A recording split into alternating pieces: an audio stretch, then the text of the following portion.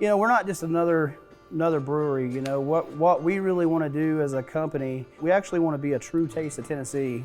And that's a representation of the people, the culture, the heritage of Appalachia.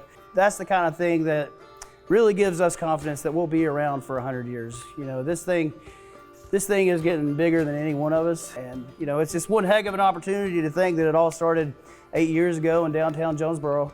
And my wife and I were 25 years old, so it's the American dream. About 2 years ago, Scott Andrew and his wife Daphne decided to partner with my wife Jessica and I and to really expand the Tennessee Hills brand.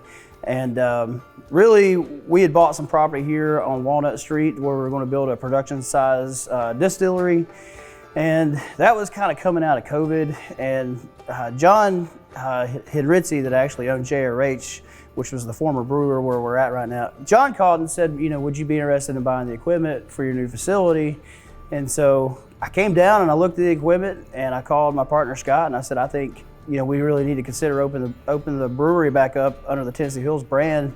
It was more of a defensive move because if we had left this open, another distillery could have came in, another brewery could have come in. And so, we decided to be the competition instead of having the competition. And so you got to give Danny credit because we gave Danny creative freedom. How many beers have we told you how to make around here? Not one. So we never expected our beer brand to do so well. But right now, as it sits, we're basically full capacity and basically every tank in here is full. And, we're already considering what the next move might be. So it's a little nerve-wracking, but, also very exciting. My job right now is to just make sure that our beers are perfect. As a brewer, all we do is control every variable and detail of the process that we can to, be able to recreate it. 'Cause, you don't want to make a great beer that you can't make twice. Well, we've got all these whiskey barrels that's coming out of Jonesboro that we're dumping, basically every week.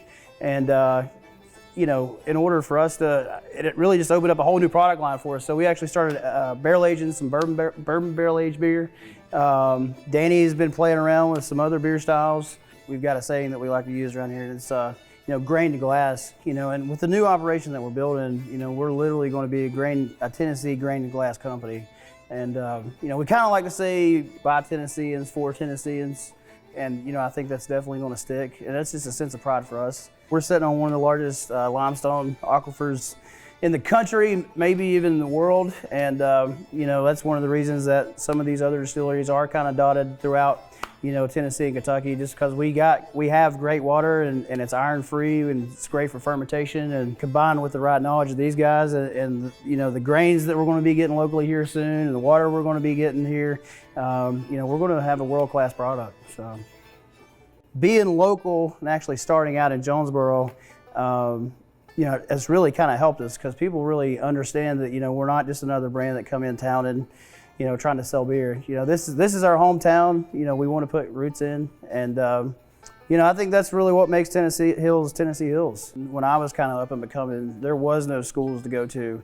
I kind of learned grassroots just by being from the mountains of East Tennessee and getting cultured early as a kid, So we decided, being right here in the mountains of East Tennessee with a major university right down the street that, we kind of wanted to pick the ball up and run with it and, become an industry leader. And in the fact that, we created a program that has workforce development to feed an industry that we're in, which I think, that to be able to do that right here in our hometown it's such an amazing feeling. And so it really gives the students a great opportunity to get some hands-on training that, really you can't really get at any other university around here that I know of. Are you expecting an honorary doctorate anytime soon? I'm not expecting one, but I would definitely take one.